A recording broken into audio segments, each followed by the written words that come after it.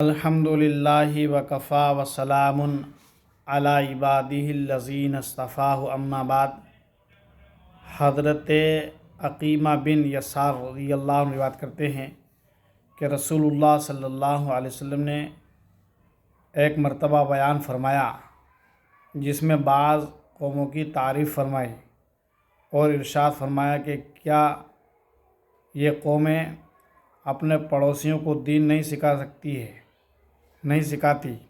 نہ انہیں دین سکھاتی ہے، نہ ان میں دین کی سمجھ پیدا کرتی ہے، نہ انہیں نصیحت کرتی ہے، نہ انہیں اچھی بات کا حکم کرتی ہے، نہ برائیوں سے روکتی ہے۔ پھر فرمایا کہ بعض قومیں کیا اپنے پڑوسیوں سے دین نہیں سیکھتی ہے، نہ ان سے کوئی نصیحت حاصل کرتی ہے، نہ ان سے بھلی بات سیکھتی ہے، نہ بری باتوں سے رکنا کا سیکھتی ہے۔ اللہ کی قسم، یہ لوگ اپنے پڑوسیوں کو دین سکھائے، ان میں دین کی سمجھ پیدا کرے اور ان کو نصیحت کرے اور ان کو بھلی بات کا حکم کرے اور بری باتوں سے منع کرے، یہ ان کے لیے ضروری ہے۔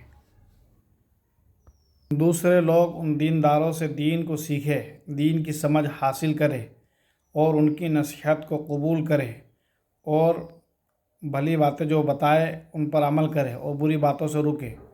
ورنہ میں ان لوگوں کو دنیا میں سخت سزا دوں گا، یعنی جو برائی سے نہیں روکتے اور جو ان کی نصیحت کو قبول نہیں کرتے، ان سب کو سزا دوں گا۔ یہ باتیں ارشاد فرما کے رسول اللہ صلی اللہ علیہ وسلم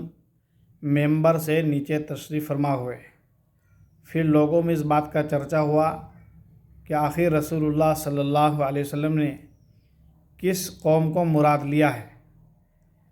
تو لوگوں نے کہا کہ اس سے آپ صلی اللہ علیہ وسلم نے اشعری قوم کو مراد لیا ہے کہ یہ قوم دین کی بہت سمجھ رکھتی ہے اور بہت دین کا علم ان کے پاس ہے، لیکن ان کے آس پاس کے رہنے والے دیہات کے لوگ دین سے ناواقف ہیں۔ یہ بات اشعری لوگوں کو پہنچی تو وہ رسول اللہ صلی اللہ علیہ وسلم کی خدمت میں حاضر ہوئے اور عرض کیا کہ یا رسول اللہ صلی اللہ علیہ وسلم، آپ نے بعض قوموں کی تعریف کی ہے اور ہم سے آپ نے ناراضگی کا اظہار کیا ہے، تو ہمارا کیا قصور ہے؟ تو رسول اللہ صلی اللہ علیہ وسلم نے ارشاد فرمایا، آپ نے فرمایا کہ یہ تو اپنی قوم کو دین سکھائیں، ان کو دین کی سمجھ حاصل ہو اور ان کو نصیحت کریں، بری باتوں سے روکیں اور نیک باتوں کا انہیں حکم کریں، اور پڑوسیوں کو چاہیے کہ جن کو دین یاد ہے ان سے دین سیکھیں اور نصیحت ان سے حاصل کریں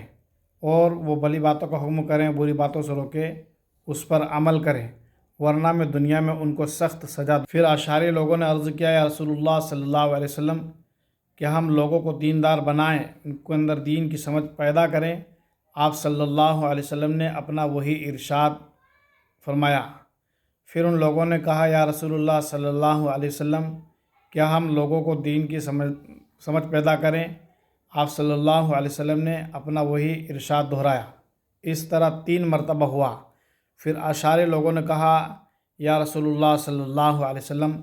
ہمیں 1 سال کی مہلت دے دیجیے تاکہ ہم اپنے پڑوسیوں کو دین سکھائیں، ان کے اندر دین کی سمجھ پیدا کریں، ان کو نصیحت کریں اور ان کو بھلی باتوں کا حکم کریں، بری باتوں سے ان کو روکیں۔ پھر آپ صلی اللہ علیہ وسلم نے یہ آیت شریفہ تلاوت فرمائی، لعین الذین کفروا من بنی اسرائیل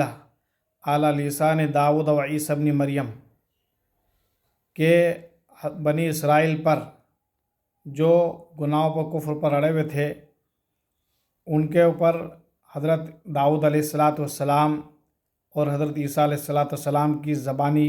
لعنت ہوئی۔ اس سبب سے ہوئی کہ کوئی شخص کسی کو برائی کرتے ہوئے دیکھتا تھا تو اس سے روکتا، لیکن دوسرے دن اپنا پھر وہی تعلق اس سے رکھتا تھا جیسے پہلے تھا، یعنی تعلقات میں کوئی فرق نہیں آتا تھا۔